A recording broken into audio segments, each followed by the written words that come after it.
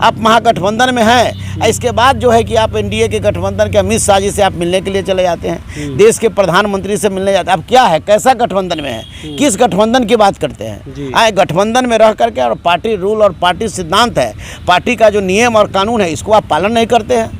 आप कैसा गठबंधन, किस गठबंधन की बात करते हैं? तो ये कुछ नहीं, जीतन राम मांझी जी को पूरा देश समझ गया है कि ये स्वार्थ की राजनीति करते हैं और स्वार्थ में पूरे डूबे हुए हैं। जीतन राम मांझी जी का भी पैर खिसक गया है, इनके समाज के लोग भी समझ चुके हैं कि हमारे लिए काम कौन कर रहा है। ये चिराग पासवान और पशुपति पारस जी का भी समाज इनके समझ चुके हैं, जो कि जहाँ कि हाँ कि हमारे लिए क्या कर रहे हैं। आरक्षण खत्म हो गया, केंद्र की सरकार ने कट ऑफ मार्क्स खत्म कर दिया, प्रोन्नति में आरक्षण खत्म कर दिया, बैकलॉग खत्म कर दिया गया।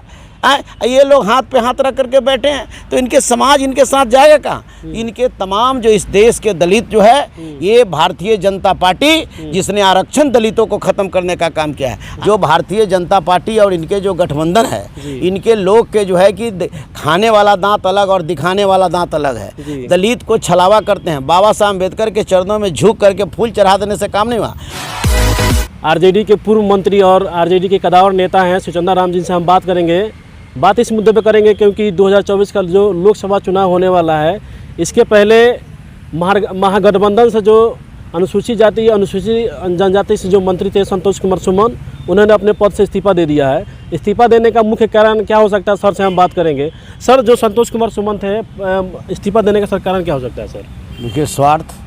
अच्छा, संतोष कुमार सुमन जी को स्वार्थ समाया हुआ है जी। और जीतन राम मांझी जी ऐसे लोग जो है, इन लोगों को सम्मान माननीय महागठबंधन के नेता आदरणीय नीतीश कुमार जी हों, तेजस्वी यादव जी हों या लालू प्रसाद यादव जी हों, जो सम्मान जीतन राम मांझी को मिला, उतना सम्मान आज तक देश के किसी जो है मुसहर समाज के लीडर को नहीं मिला। नीतीश कुमार जी ने देश में एक साबित किया कि एक मुसहर का बेटा को मुख्यमंत्री बना कर और उन्होंने दलितों को सम्मान देने का काम उन्होंने किया।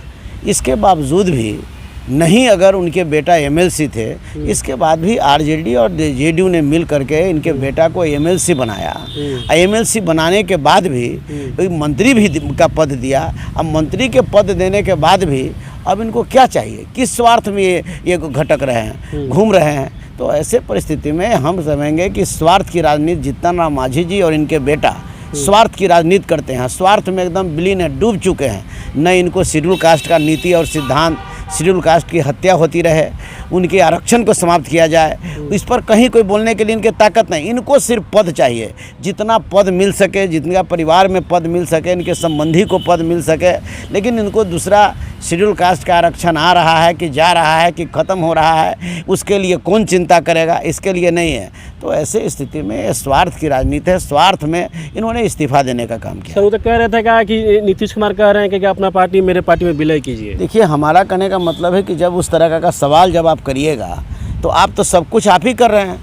आपको जब बिहार के उप मुख्यमंत्री जब बना दिया गया था तो पूरा पार्टी आप ही चला रहे थे। इसके पार्टी चलाने के बाद क्या आपको वजह हुआ कि आप मुख्यमंत्री से इस्तीफा दे करके और आप जो है कि इस काम को कर रहे हैं? तो ऐसे परिस्थिति में जिसने अगर सम्मान देने का काम किया है, उनके बात को रखना चाहिए।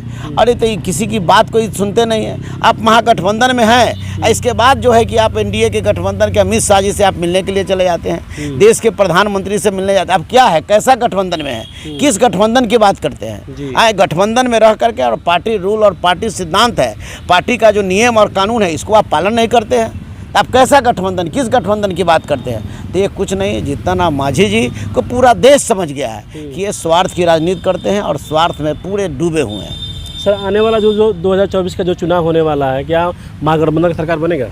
अरे पूरे महागठबंधन की तो सरकार पूरी तैयारी हो रही है। पूरे देश के जो विपक्षी पार्टी है वो सभी लोग एकजुट होकर करके और जो है कि सारे लोग गोलबंद होकर करके, और वैसी निकम्मी सरकार जो श्री नरेंद्र मोदी जी की जो सरकार है, जिन्हें वादा खिलाफ़ी करने का काम किया, देश को जो है कि तरक्की के नहीं बल्कि अब नीचे डाउन करने का देश का किया, देश का मान सम्मान को डुबाने का काम किया, वैसे सरकार को तमाम देश के विपक्षी एक होकर ऐसे सरकार को हटाने का काम करेंगे। सर, जो आप कह रहे हैं कि 2024 में महागठबंधन सरकार बनेगा, लेकिन जो दलित समाज जो शीर्ष जो नेता हैं, जो चिराग पासवान होगा, चाहे जीतन राम मांझी हैं, चाहे पशुपति पारस है, ये महागठबंधन छोड़ दिए हैं। सर, देखिए, ये लोग को छोड़ने से या रहने से कोई फ़ायदा उदा होने वाला नहीं है। जितना नाम मांझी जी का भी पैर खिसक गया है, इनके समाज के लोग भी समझ चुके हैं कि हमारे लिए काम कौन कर रहा है। ये चिराग पासवान और पशुपति पारस जी का भी समाज इनके समझ चुके हैं, जो कि यहाँ की कि हमारे लिए क्या कर रहे हैं।